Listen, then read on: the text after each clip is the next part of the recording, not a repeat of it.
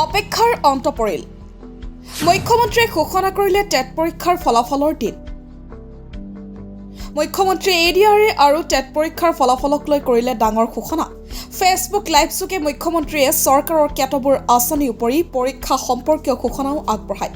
PCT আৰু CT পৰীক্ষাৰ দিন ঘোষণা কৰে মুখ্যমন্ত্ৰীয়ে।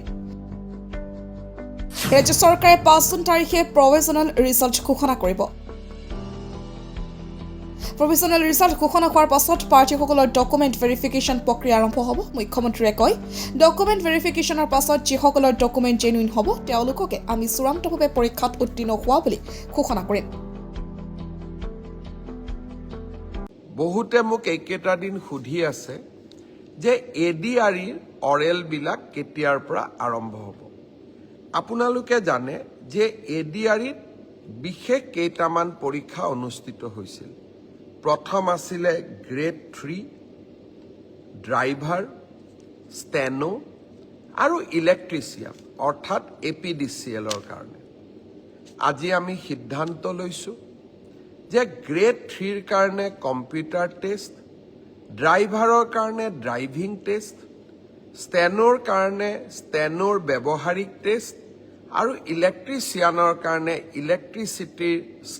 ইলেক্ট্ৰিচিয়ানৰ স্কিল পৰীক্ষা কৰাৰ যিটো পৰ্যায় তাক আমি 15 জুনৰ পৰা আৰম্ভ কৰিম। আৰু এই সমগ্ৰ ব্যৱস্থা আমি এটা মাহৰ ভিতৰতে সম্পূৰ্ণ কৰিম। ঠিক তেনেকৈ চতুৰ্থ বৰ্গৰ পৰীক্ষাত পাছ কৰা প্ৰাৰ্থীসকলৰো অৰেল আমি 15 জুনৰ পৰা আৰম্ভ কৰিম আৰু এমাহৰ ভিতৰত ইয়াক আমি সম্পূৰ্ণ কৰিম।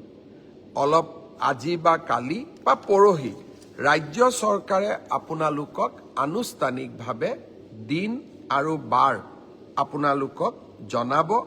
যিসকলে লিখিত পৰীক্ষা পাছ কৰিছে তেওঁলোকে এতিয়া কম্পিউটাৰ টেষ্ট, ড্ৰাইভিং টেষ্ট বা স্কিল টেষ্ট বা মৌখিক পৰীক্ষাৰ কাৰণে তেওঁলোকে যেন সাজু হয়।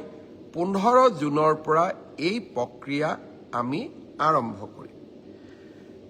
মোক আৰু এটা প্ৰশ্ন বহুতে সুধি আছে যে PGT আৰু গ্ৰেজুৱেট টিচাৰৰ পৰীক্ষাৰ ৰিজাল্ট কেতিয়া দিব।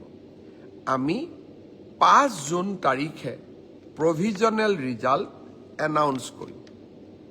5 জুনত প্ৰভিজনেল লিষ্ট এনাউন্স কৰাৰ পিছত আপোনালোকৰ ডকুমেণ্ট ভেৰিফিকেশ্যন হ'ব আৰু যিসকলৰ ডকুমেণ্টছ জেনুইন হ'ব তেওঁলোককে আমি চূড়ান্তভাৱে পৰীক্ষাত উত্তীৰ্ণ হোৱা বুলি ঘোষণা কৰিম।